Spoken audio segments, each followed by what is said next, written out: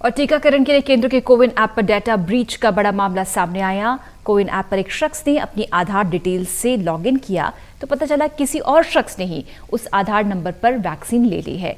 हैरानी की बात यह भी है कि जिस व्यक्ति ने वैक्सीन ली उस आधार पर कोविन ऐप पर नाम भी दूसरा दिखाया जा रहा है।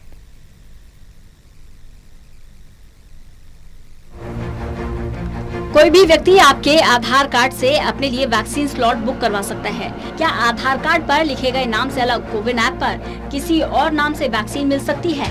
अगर इन सवालों के जवाब हाँ हैं, तो क्या ये देश के लिए बड़े खतरे का सूचक नहीं? क्या ये सब आधार कार्ड धारकों के डेटा ब्रीच के साथ साथ वैक्सीन के अधिकार पर भी हमला नहीं? इन दो दस्तावेजों से खबर को समझने की कोशिश कीजिए। एक शख्स ने खुद के लिए वैक्सीन स्लॉट बुक कराने के लिए कोविन ऐप खोला और अपनी आधार डिटेल डाली। अपनी आधार इन्फॉर्मेशन सबमिट करने के बाद उसे पता चला कि उसके आधार नंबर पर किसी और व्यक्ति के नाम की वैक्सीनेशन के लिए रजिस्ट्रेशन हो चुका है। ये मानकर भी चल ले कि शायद किसी असामाजिक तत्व के हाथ आधार नंबर लग गया, लेकिन क्या इससे आधार की वेरिफिकेशन जरूरी नहीं? केंद्र सरकार के समक्ष मामला आने के बाद जांच की बात कही जा रही है। एक कोविन ऐप को लेकर आधार कार्ड का मामला है कि आधार कार्ड एक्स आदमी का है, लेकिन उसके ऊपर किसी और ने रजिस्ट्रेशन करवा के टीकाकरण भी करवा लिया है। ये कोविन ऐप में क्या इस तरह की समस्या आई है? और अगर इस तरह की समस्या आती है तो जो ओरिजिनल कार्ड होल्डर है उसका वैक्सीनेशन कैसे होगा?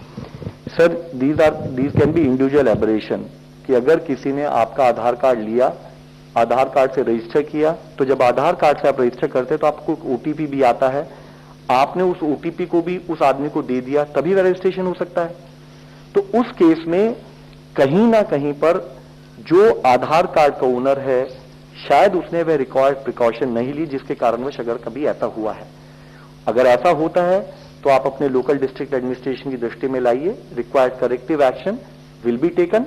इसके साथ ही मुख्य विषय यह है कि not only Aadhaar card, multiple identity cards which are all photo identity cards are also allowed, जिसके थ्रू भी आप रजिस्ट्रेशन कर अपना वैक्सीनेशन करा सकते हैं।